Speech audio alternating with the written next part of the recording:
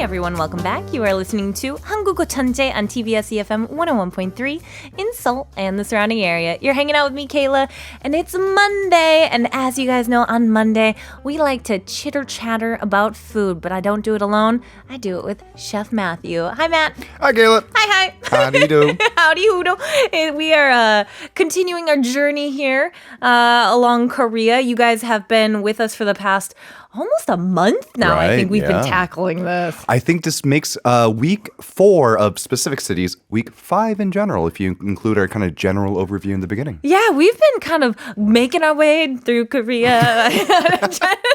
I don't know why that song. You realize that like halfway through that there are too many syllables there. I was like, oh, abandoned ship. But yeah, as you guys know, for anyone who has been tuning into the show for the past month, we've been kind of going around all the different regions of Korea and just talking about the various foods you can encounter, specific ones, ingredients, just general history of it and why it's that way. Right. For such a small country, there are so many different types of food that's available.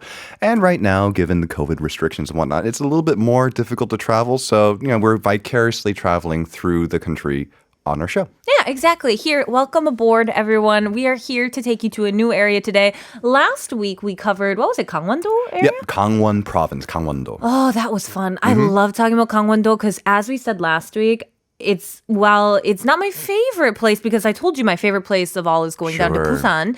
It's the place I go the most. Right. And the place I eat the most. It might not be your number one, but it has so many like top 10 dishes in there. Yeah. I think it probably has the highest concentration of top 10 dishes of any province in Korea. It's just amazing. So for any of you who might have missed last week's, make sure you check it out. Gangwon-do is just full of such good food. But this week, we're kind of heading over in a different direction here. And we're going over to like the Jeonju, Jeolla province kind of area. That's correct. Specifically, we're going to Jeollabuk-do, the North Jeolla province. And we are going to Jeonju, which might arguably be the foodie capital of Korea. Oh, you guys, I've been there twice. It is so good. They're so delicious. So many wonderful things.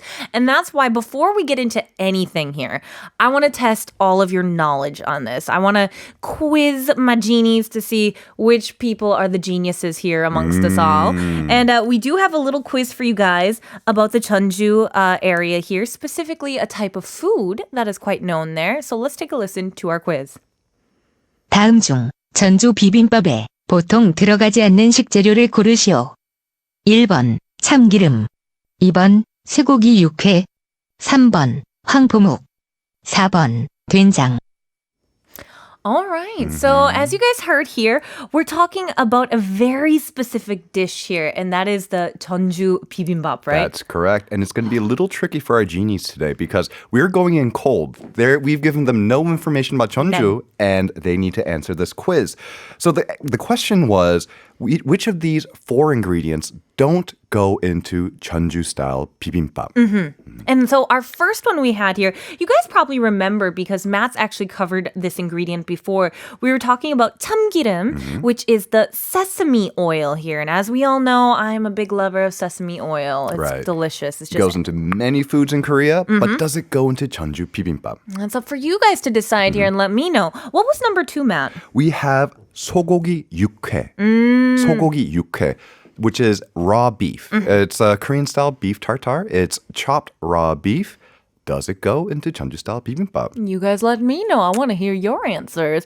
Now, the third one here, I actually did not know the exact name for it here. It was the 황포묵, right? 황포묵. So muk we usually describe as often acorn jelly here, but this one is muk that's made with mung beans. Right, specifically yellow mung beans. So that's that hwang there. It refers to it being yellow. And so this one here, again, does it go into Jeonju-style bibimbap? And what was that last one here? The last one is the quintessential Korean seasoning, doenjang.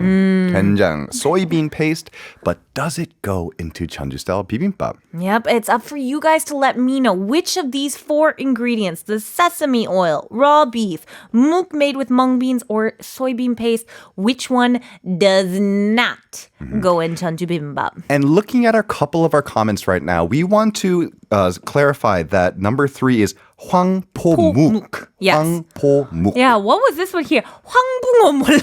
So people are asking if yellow flounder goes into bibimbap. That certainly does not, but does 황포묵 go in there. Right. So make sure you're not mixing up your hwang words here, you guys. This is that hwangpo-muk, which is, as we said, made with the mung beans here. It's a type of muk, a type of jelly, I guess you could say. Now, we're going to let them stew on that. Let them Sure. think. Let me know your answers, you guys. But when it comes to Jeonju itself, I feel like this Jeonju bibimbap is the staple, the 대표적인 like 음식. It is the most well known. It really is. I think, it's kind of like they're part and parcel, right? When you're talking about bibimbap, you're often times talking about Jeonju style bibimbap. Yeah. While here in Korea, we have a lot of different types. Jeonju style bibimbap is a specific thing, but Yeah. it does have quite of a broad definition, but it is a specific thing.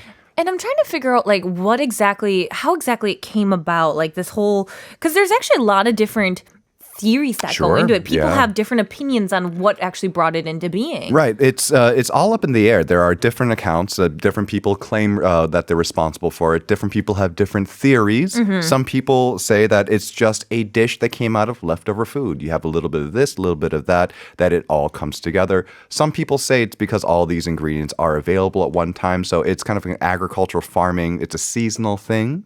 Some people will say that it's a kind of Confucian sacrificial food. Here in Korea, oftentimes in set times of the year, we give offerings to our ancestors. That's true, yeah. And they're saying that this is one of those traditional dishes from this region.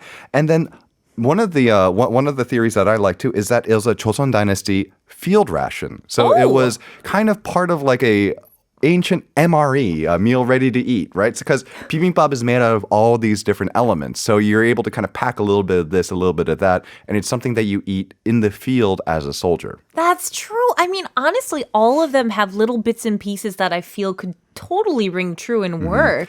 But the one that I think most people tend to agree on is that it was a royal dish. Like so many of the things that we eat here in Korea, it started in the palaces about 200 years ago, and then it managed to trickle down to the common folk because it is just that good. And I mean, honestly, I can understand why you guys have to try it someday. I have been to Jeonju 2, maybe 3 times, and each time I go there, I pretty much eat it every single day. It is that delicious. But they actually have had some name changes to it as well, which always threw me off when I'd read about it in textbooks and stuff like that. I think one the older term is 골동지방. And you wouldn't see necessarily the DNA, like, where we got bibimbap from that. But the other term that went by, you might be able to see the link, and it used to be called 부비mbap. Which is adorable. Bubimbap. Bibimbap.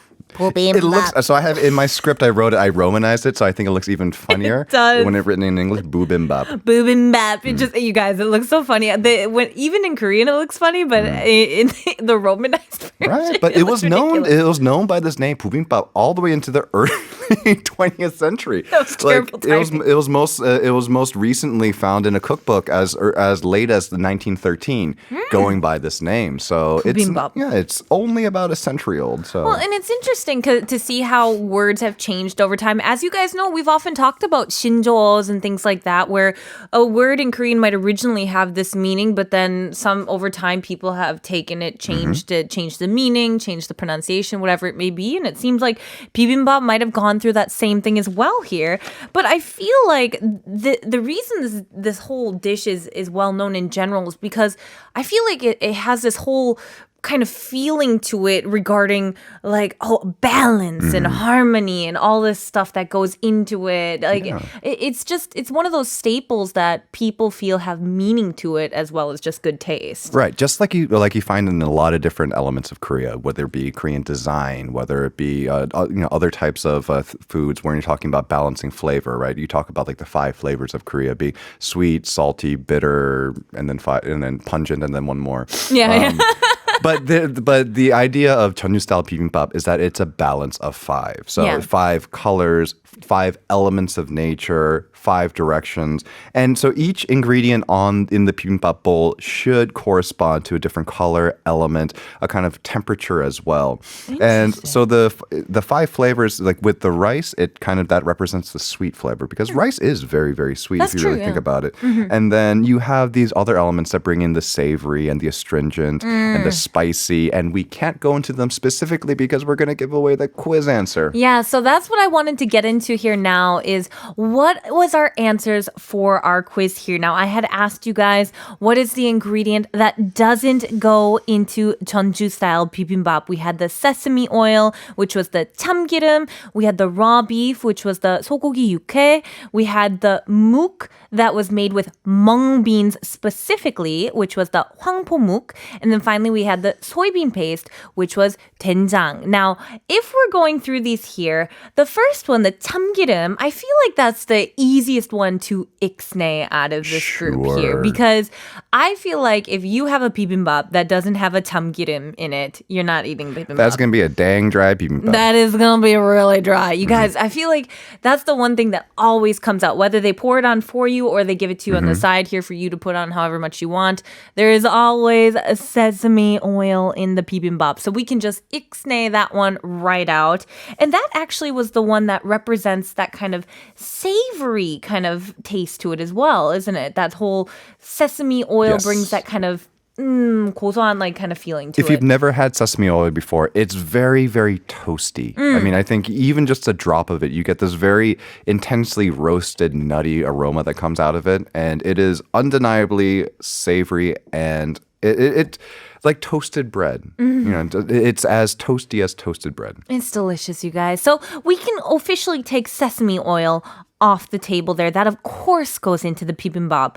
Now, what about this 소고기 육회? Would raw beef be something that's a staple of the Jeonju bibimbap in particular? It's my favorite way to have it. I love ukkae. It's so good. I just have 육회 on the side oftentimes, even just as a plate by itself. Oh, I will yeah. order it. But when you get it with bibimbap, it's just that contrast of the kind of cool raw beef with like the kind of soft rice with the crunchy vegetables. It's just a nice balance that goes in there. Right, and it is a little chewy, but the heat of the rice softens it just a little bit, and then it's seasoned as well. It's one of my favorite elements. I think if I'm at a place where they're especially a good gogi place, right? So a place that does Korean barbecue, a gogijip, will always have high turnover in their beef, so you know that it's always fresh. Yeah. And one of those things that I can't go without ordering. Oh, it's delicious. Now, we can take that one out. Of course, that goes into a Jeonju bibimbap. Now, number 3 here, we had that 황포묵, which is the muk made with mung beans. And then we had the 된장, which is the soybean paste. And I feel like these are the two that people were probably struggling between here because, as we know, soybean paste is such a common staple Sure. here in Korea. A lot of people probably thought that was the answer there, that it definitely goes in there. But actually, according to this here, the mung bean muk is one of the staples of Jeonju bibimbap, and doenjang is out, isn't That's it? right, because 황포묵, not only is it a staple of Jeonju style bibimbap, it's one of those famous ingredients from the region itself. Yeah. So it's a mung bean jelly that's actually been dyed yellow using gardenia flowers. Ooh, does the flowers carry a sort of flavor to it as well? They don't or- carry that much flavor to them, but it gives it a very bright yellow color. And we're talking about the balance, right? Well, having that kind of bright yellow that in there along with the green of, say, like some of the namu and the white of the rice, it creates this really beautiful, striking balance of color in there as well. Yeah. And yellow is also one of the 5 traditional colors of Korea, too. That's true, yeah. And so it's not just about balancing those flavors, it's about balancing the Right. visual of it as Sure. well. You have naturally yellow ingredient, things like 콩나물 and like jiran, which is like a thinly sliced egg omelet, but they're not quite as bright and vibrant as this hwangpomuk is. Ooh. So then, of course, that would leave the doenjang, the Right. soybean paste, being the one thing that's not the staple element of the Jeonju bibimbap. While delicious and widely used in other elements of Korean cuisine, it's just not used in here. Yeah, It's just and- one of those things that you just don't put it in there. You know, even though it's all Korean cuisine, some things just don't go together. And doenjang and bibimbap are just two of those things. Yeah, but there is one thing I did want to ask you about, which was one of those 5 flavors, those staples in the bibimbap, and that's the jeopjang. What is jeopjang for our listeners, if you can explain that? So jeopjang is a type of aged soy sauce. So this is something that, so you can actually find soy sauces that are aged all the way up to 100 years. They're extremely expensive and they are very, very complex and they have a huge depth of flavor. But jeopjang is it's much younger. It's a minimum of 5 years. Okay. It can go higher, but the fermentation process, it's a minimum of 5 years. And again, just like anything like wine, like cheeses, the longer you age something like this, just the more complex it becomes and it just develops more flavors over time. Oh gosh, that sounds delicious. So that there, you would say would be like a staple of the Jeonju bibimbap as well, like just kind of creating that balance there for the salty aspect, I guess you could say, of that the balance of the whole meal, The right? saltiness, the savoriness, in and of itself, it has almost 5 different flavors. There's a little bit of sweetness. There's definitely saltiness in there, a little bit of bitterness. So it's 5 flavors within 5 more flavors. It's like flavorception in there. Exactly. It's really good. But I mean, even though Jeonju bibimbap is the most famous, the most representative food of Jeonju, I feel like there's so much more to the Jeonju area as well that you can talk about. Oh gosh, yeah, and we are not going to be able to cover all of it. Nope, But never do. My wife is going to kill me if I don't mention this next one because it's her favorite, and that's 콩나물 국밥. 콩나물 국밥. So 콩나물, we actually just mentioned it here not too long ago. Here, it's those what would we call them in English? Mung bean sprouts. Mung bean sprouts. Yeah, Yeah. And so those are also the yellow ones, Yes, right? yes. Now, is this like a whole kind of soupy sort of dish made out of those there? Right, it's the soup itself is dead simple because these mung bean sprouts, they are so sweet and packed full of flavor that if you just really boil them on their own with a little bit of green onion and some fermented brine shrimp, it really does create an entire soup of its own. And you might think like that sounds terrible. A soup like hot bean sprout water. Like that could not possibly be appetizing. But it is phenomenal. Really? It's one of these things. It's just you get really fresh organic bean sprouts, and they just come with so much sweetness in them. I don't think I've ever had this. Have you really? I don't know if I Have you have. really? I don't know. Well, like maybe I've had it, but I haven't had such like an experience with it. You hear having like an I out of mean, body. I feel I like guess so. You would know if you've had it. yeah, I think I will have to make a trip down there in particular for this because this sounds like something that is worth the trip down to Jeonju, especially if your wife recommends it. She's got Sure. great taste, I know. But so we've got the 콩나물 here, which we've mentioned, but I feel like there are also, you know, a variety of other things you can go for. The weirdest one I thought was that they're actually got a fairly well known for cheese. Right, yes. Are they like the Wisconsin of Korea? No, but I guess they might be. No, but I guess they're on the Illinois. This doesn't work. Okay, this doesn't work. But they're good. But they're very close to, I guess, the Wisconsin of Korea. So located very nearby is Imshir, which is an area that's known for its cheese. Been there, yeah. Which is why, if you like, this is something that shocks a lot of people. When you go to the markets and you go to see all the street food stalls, there are a lot of places that are selling like 치즈꼬치 or like cheese this, cheese and that. And a lot of it is using fresh cheese that's made very, very nearby from Imshir. And it is delicious cheese, you guys. Like, I am a cheese snob. I am so snobby when it comes to my cheese because I just grew up surrounded by it in Wisconsin. That's all we have is dairy. And so for me, when I took a trip to Imshir, I thought that I was kind of entering like a sister land here where I was like, oh, yes, you guys Took you understand. home for a second. Yeah, it took me home. I was just like, oh, this is so great. My lactose intolerance cannot stand this. But they also have a couple other things here. Like, I know we've mentioned, we can lightly mention this here. Makgeolli is one of those big things in Korea that's well known. We've talked about like how you make it through like a rice wine sort of thing that we'd refer to it. It's actually technically speaking more of a rice beer. Rice beer.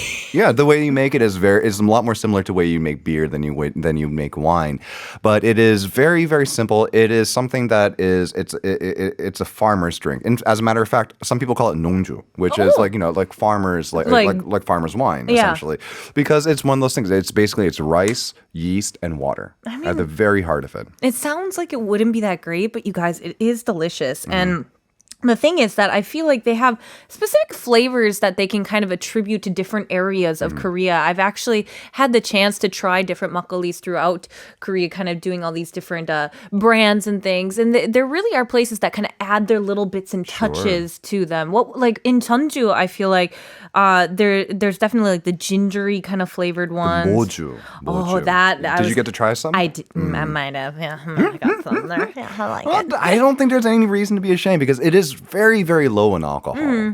Because what it is, it's boiled, it's simmered. It has tetchu, which is Korean jujube, very similar, I guess, to a date. Yeah. Ginger, insam, and it has cinnamon in there as well. And it's boiled for a 24-hour period. So it's boiled for a while. So a lot of that alcohol has been boiled off. But in return, what you get is this intense aromatic flavor that you get from all of those elements that you add to it. Yeah, it is delicious. So if you guys ever get the time or the chance to come to Korea, I know we've given you so many options already, from Jeju to Busan to Gangwon-do, now to Jeollabuk-do, but it really is interesting to see how the difference in flavors and ingredients change depending on where you are in this country. So definitely make sure to keep Jeollado in your mind here. There are some great stuff to check out there. We ran out of time, as usual, where we don't have enough to cover here.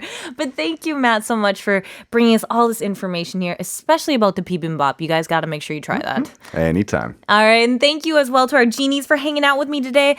But unfortunately, as you know, we are out of time. This was 한국어천재. I'm Kayla. I'll see you guys tomorrow.